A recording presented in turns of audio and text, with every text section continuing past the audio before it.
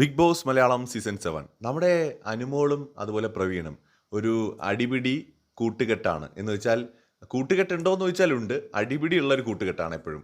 ഒന്ന് പറഞ്ഞ് രണ്ടാമത്തേന് ഉടക്കി എണീറ്റ് പോകുന്ന ഒരു ഫ്രണ്ട്ഷിപ്പാണ്. അനുമോൾ എന്തെങ്കിലുമൊക്കെ പറയുമ്പോൾ ഒന്ന് തമാശയാക്കിയിട്ടാണ് പ്രവീണ് റിപ്ലൈ ചെയ്യുന്നത്. അതായത് നീ എന്തിനാണ് ചുമ്മാ ഈ ബാത്റൂം ക്ലീനിങ്ങിൻ്റെ കാര്യത്തിലൊക്കെ ആവശ്യമില്ലാതെ ഇങ്ങനെ എപ്പോഴും സംസാരിക്കുന്നത്? ഇവിടെ ക്ലീൻ ചെയ്യാനോ കുക്ക് ചെയ്യാനോ ഒന്നും അല്ലല്ലോ വന്നത്. നമ്മളിവിടെ ഗെയിം കളിക്കാനല്ലേ വന്നത്. അപ്പോൾ ഉടനെ അനുമോള് ഞാൻ എൻ്റെ വീട്ടിലും ഇങ്ങനെയാണ്. ഇത് നമ്മളിവിടെ താമസിക്കുന്ന അത്രയും ദിവസം ഇത് നമ്മളെ വീട് പോലാണല്ലോ. അപ്പോൾ അതുകൊണ്ട് ഞാനിവിടെ അങ്ങനെയൊക്കെ ചെയ്യും. അപ്പോൾ അതിൻ്റെ ആവശ്യമൊന്നുമില്ല. നമ്മളിവിടെ ഗെയിം കളിക്കുക, അല്ലാത്തപ്പോൾ നമ്മൾ വേറെ എന്തെങ്കിലുമൊക്കെ ചെയ്യുക. അപ്പോൾ അനുമോള് ചോദിക്കും അല്ലാത്തപ്പോൾ വേറെ എന്തിയേ? അപ്പോൾ ഉടനെ പ്രവീണ് പറയും അത് ഉറങ്ങാമല്ലോ, നമുക്ക് വെറുതെ കിടന്ന് ഉറങ്ങാമല്ലോ. അപ്പോൾ ഉടനെ അനുമോള് ഒന്ന് ഇറങ്ങിപ്പോടെ, എനിക്ക് വയ്യ സംസാരിക്കാൻ, നിൻ്റെ അടുത്ത് സംസാരിച്ചാൽ ശരിയാവില്ല, ഒന്ന് ഇറങ്ങിപ്പോടെ പോടെ എന്ന് പറയുന്നു. നിൻ്റെ അടുത്ത് സംസാരിക്കാൻ എനിക്കും താല്പര്യമില്ല എന്നും പറഞ്ഞുകൊണ്ട് നമ്മുടെ പ്രവീണും എണീറ്റ് പോകുന്നു. അപ്പോൾ ഇതാണ് ഈ അനുമോൾ പ്രവീൺ കോംബോ എന്ന് പറയുന്നത്. ഇവർ ചിലപ്പോൾ നോക്കുമ്പോൾ ചക്കരയും ഈച്ചയും പോലെ ഭയങ്കര സ്നേഹത്തിലായിരിക്കും, ചിലപ്പോൾ നോക്കുമ്പോൾ കീരിയും പാമ്പും പോലെ ആയിരിക്കും.